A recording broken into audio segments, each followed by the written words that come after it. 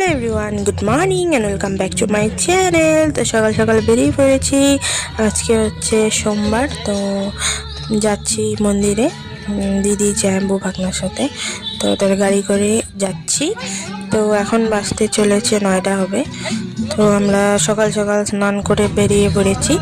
তো অনেকগুলো মন্দিরে যাবো, তার জন্য একদম আগে আগে বেরিয়ে পড়েছি, একদম সকাল সকাল।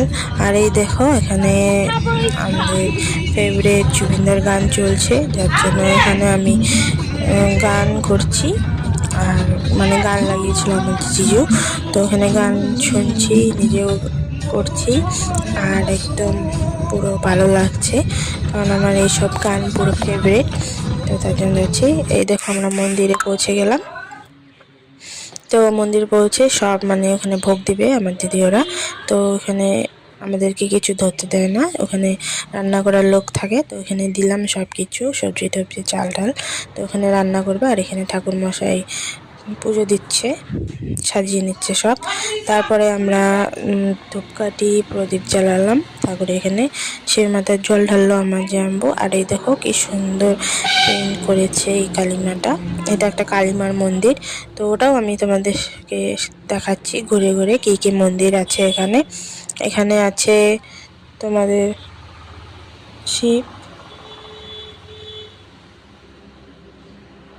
না, এখানে হনুমান ছিল নাকি, আমি কিপার দেখতে পাচ্ছি না এখন।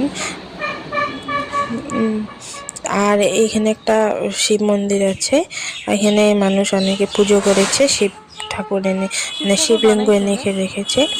তো এসব দেখে থেকে আমি তারপর ধূপকাঠি প্রদীপ জ্বালাইছিলাম, যার জন্য তোমরা দেখতে পারোনি। আর এই দেখো, এই যে মহাদেব বসে আছে, আর ওই যে এমন করে যে গোল দেখেছিলে একটা কিপ করা আছে, ওটার ভিতরে শিবলিঙ্গ আছে। তারপর ওখানে রান্না হচ্ছিল, আমাদেরকে তো ধরে দিন। তারপর আমরা ভাবলাম যে মহামায়া যাই। তো আমরা এই যে, আমারও একটা মন্নত ছিল মহামায়াতে, অনেক দিন থেকে দিতে পারছি না। তো এই যে আমরা মহামায়া এসেছি।